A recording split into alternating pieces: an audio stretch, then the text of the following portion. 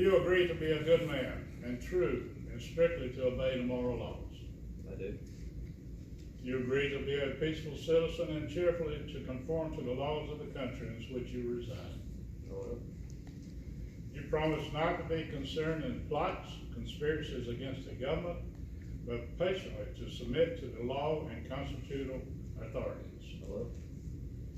You agree to pay proper respect to the civil magistrates, to work diligently, live credibility, and act honorably by all men. You agree to hold in veneration the original rules and patrons of the Order of Masonry and their regular successions, supreme and subordinate, according to their stations, and to submit to the awards and resolutions of your brethren in lodge convened, in every case consistent with the constitutions of the order. You agree to avoid private proofs and quarrels, and to guard against intemperance or excess.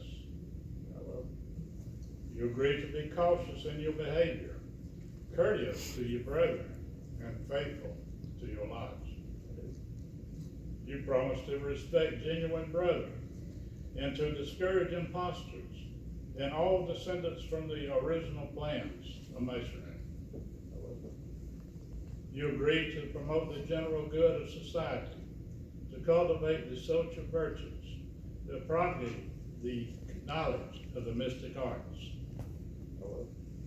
You promise to pay homage to the Grand Master for the time being, and to his officers when duly installed, and strictly to conform to every edict of the Grand Lodge, or a General Assembly of Masons that is not subversive of the principles and groundworks of Masonry.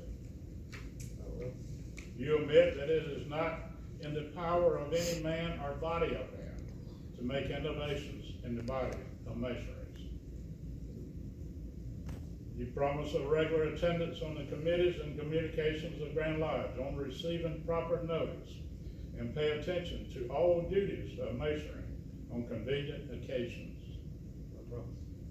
You admit that no new lodge can be formed without permission of the Grand Lodge, and that the continuance be given to any irregular lodge or to any person clandestinely initiated therein, being contrary to the ancient charges of our order.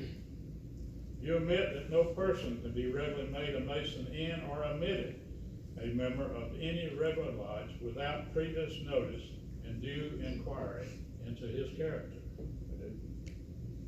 You agree that no visitors shall be received into a lodge without due examination and producing the proper vouchers of their having been initiated into a regular lodge. These are the regulations of free and accepted Masons. Do you submit to these charges and promise to support these regulations, as Masons have done in all ages before you? Brother Michael, in consequence of your conformity to the charges and regulations of the order, you are now to be installed master of this lodge, in full confidence of your care, skill, and capacity to govern the same. And Marshal, you will invest the master with the insignia of his office.